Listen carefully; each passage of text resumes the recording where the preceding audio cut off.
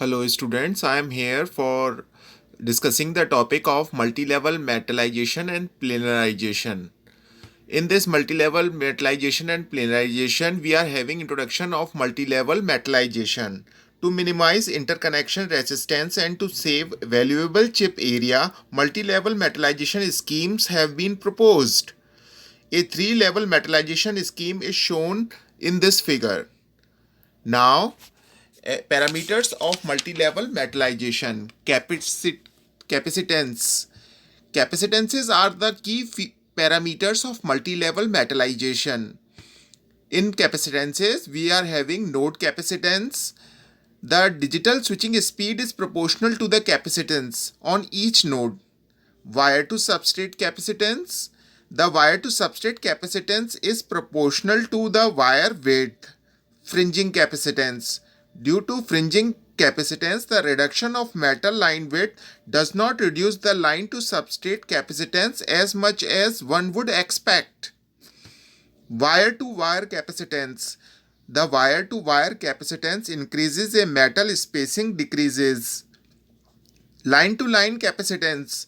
The line to line capacitance is inversely proportional to the line to line distance. Wire impedance.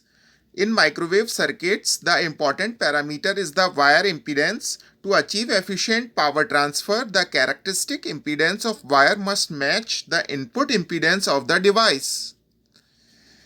Microstrip line. Within this wire impedance, we are having microstrip line. In this method, we use microstrip line for fabricating controlled impedance. Coplanar waveguide. In this method, we use coplanar waveguide for fabricating the controlled impedance. MMIC, millimeter microwave IC.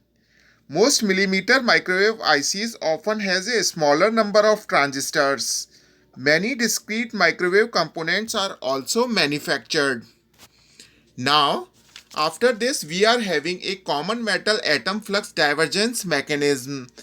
In this mechanism, a common metal atom flux divergence mechanism for multi-level metallization is shown in this diagram.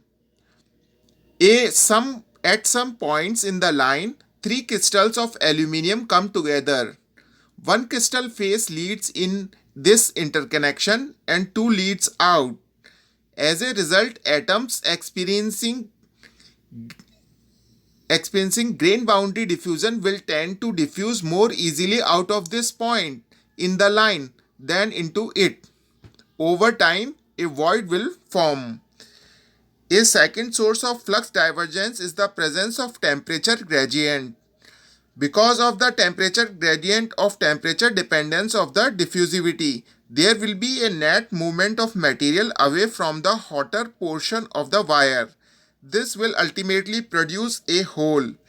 Electromigration failures of this sort are often seen near bonding pads or large contacts where a large thermal sink exists. Electromigration in contacts is further aggravated by metal thinning as it goes over the topology. Accelerated testing for electromigration can be done by holding the wafer at high temperature or high current densities. Measuring MTF and extrapolating back to use conditions.